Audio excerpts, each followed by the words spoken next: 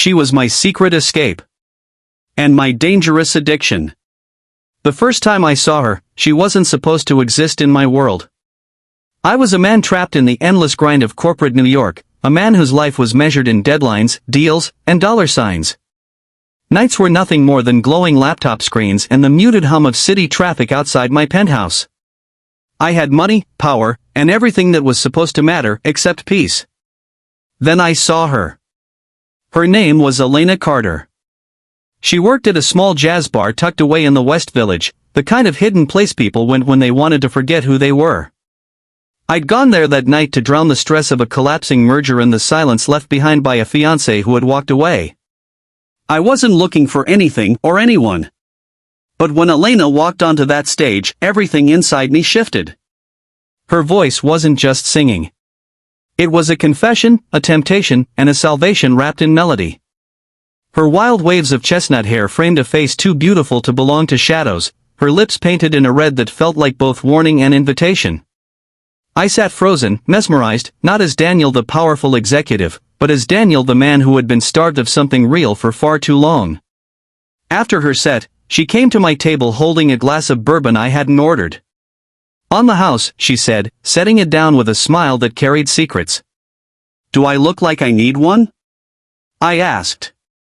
"You look like you need 3, she replied without hesitation. I laughed, something I hadn't done in months.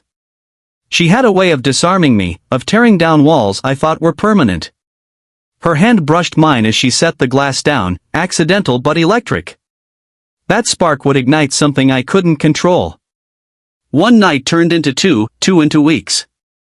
I returned to that bar not for the bourbon, not even for the music, but for her. Elena and I became a quiet storm, drawn together by something we didn't name. Late-night drives through empty Manhattan streets, stolen kisses beneath skyscrapers, cheap takeout eaten on the hood of my car, those were the moments that reminded me I was alive. With her, I wasn't the man investors feared or envied. I was just Daniel. And she was freedom. But freedom comes with a cost. It didn't take long to notice the shadows that followed her.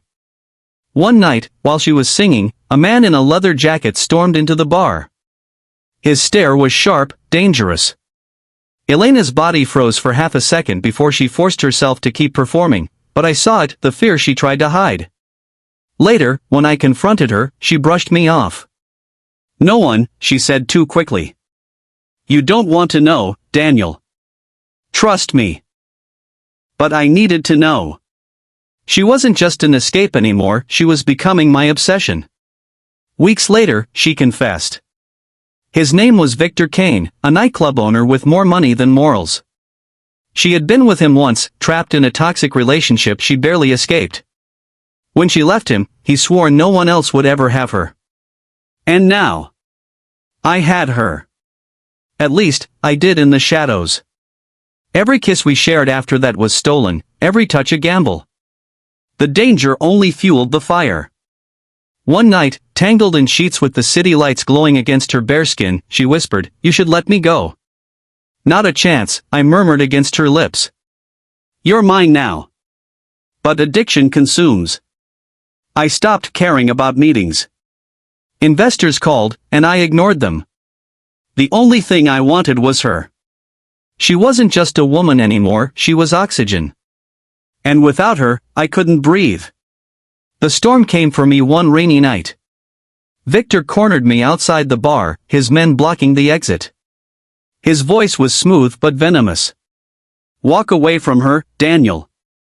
She's not yours. She'll never be yours." I clenched my fists. "Funny, she doesn't seem to agree." His smirk was pure poison. "You think money will protect her? Power won't save her. The only thing you'll give her is a coffin." For the first time, I understood the depth of what Elena had been running from. This wasn't just about love anymore, it was about survival. I wanted to take her away, disappear into another city, another life. But Elena refused. "If we keep running, he wins," she said, her hands trembling in mine but her voice steady.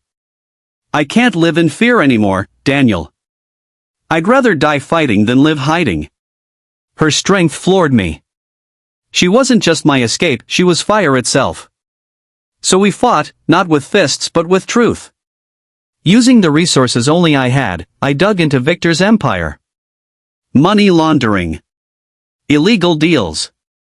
Crimes hidden beneath velvet club lights.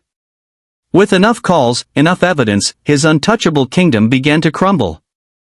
The night the police stormed his club, Elena held my hand so tightly it hurt. But the pain grounded me, reminded me this was real. When Victor was finally dragged away, his threats silenced by the law, the city seemed to breathe again. And so did we. Elena no longer sang with fear in her eyes. She sang with freedom, her voice carrying the kind of power no man could ever steal again. I no longer hid in shadows to love her, I claimed her in the open, under the lights, in front of anyone who cared to see.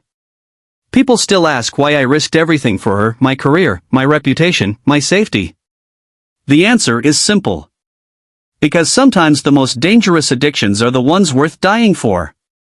Because sometimes an escape isn't a way out, but a way into the life you were always meant to live. And for me, that life is Elena. She was my secret escape, my dangerous addiction, and the greatest love story of my life.